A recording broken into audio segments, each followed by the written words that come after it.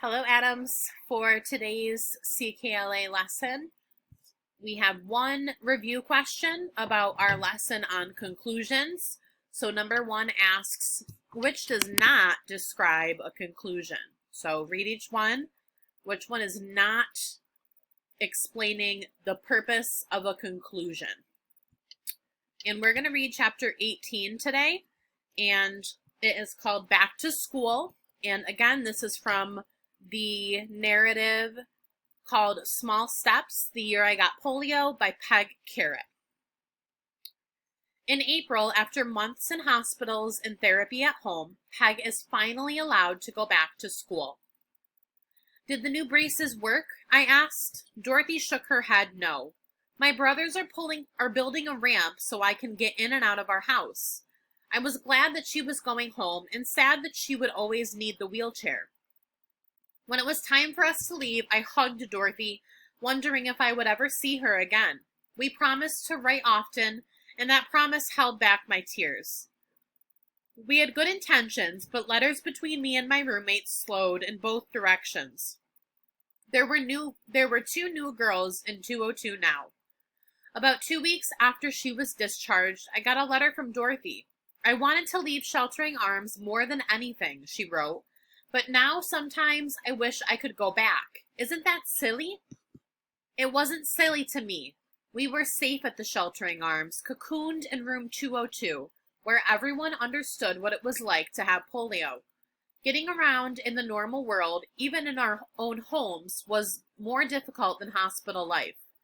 In April, I got permission to return to school. I was still on my walking sticks, but I could go up and down stairs if I held the railing with both hands and had someone carry my sticks for me. I was slow because both feet had to touch every step, but I could make it. Dad bought me a backpack for my books. I was to start by attending only in the mornings. If I could manage that, I would gradually work up to a full day. On my first day back, I was so nervous my hands began to sweat, and I was afraid the sticks would slip out of my grasp. What if people never quit staring? What if no one would carry my sticks up and down the stairs for me? What if I couldn't get around in the crowded halls and fell? Worst of all, what if I discovered that I was hopelessly behind the other kids in every class? When I walked into my first period class, which happened to be English, the students whistled and clapped and cheered, welcoming me back. All morning, kids begged for a turn to carry my sticks up or down the stairs. They offered to help me with my backpack. They walked ahead of me in the halls, clearing space. Without knowing it, I had become a celebrity. Since I was the only person in Austin to get polio that year, the whole town had followed my progress while I was in the hospital. It seems all of Austin had been pulling for me, hoping I would walk again. Rather than falling behind in my classes, it quickly became clear that I had remained equal or even pulled slightly ahead. By the end of the morning, I felt sure that I would pass the final exams. My last class of the morning was chorus practice. Thanks to all those songs in the dark, my singing voice was improved, even though I now used my stomach muscles rather than my diaphragm. As I found my seat and placed my sticks on the floor beside me, I remembered how my skirt had jumped because of my twitching thigh muscle on homecoming day, and how I had collapsed in the hall when chorus ended. I had been gone 7 months. I had been gone a lifetime. Although I returned on walking sticks, moving slowly and taking small steps, I knew that in many ways I was stronger than when I left. I opened my music and began to sing. All right.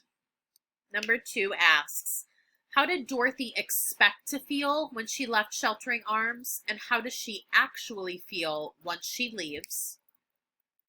Number 3, why does Peg understand wanting to return to Sheltering Arms? Number 4, Peg says the girls were cocooned in room 202. What does this mean? And think more about that word, a cocoon. What does this word suggest is happening to the girls while they are there? Think about that word cocoon. What do you know about it? And lastly, number 6, how is Peg not different when she arrives back at school? Now, we had no vocab today, but if there is a word in the text you are unsure of, as always, look it up in a dictionary. And I will see you guys next time. Have a great rest of your day.